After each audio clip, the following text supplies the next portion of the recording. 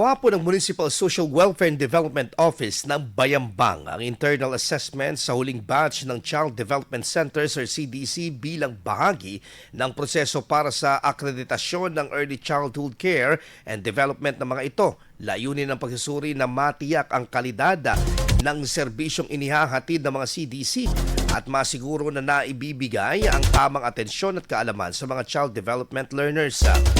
14 na CDC ang sumailalim sa naturang assessment upang masiguro ang maayos na pagpapatupad ng mga programa at maging paghahanda na rin sa mga gaganaping external validation.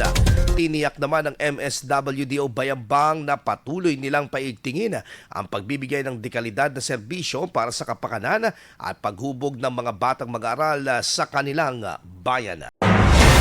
IFM News. IFM News. IFM News.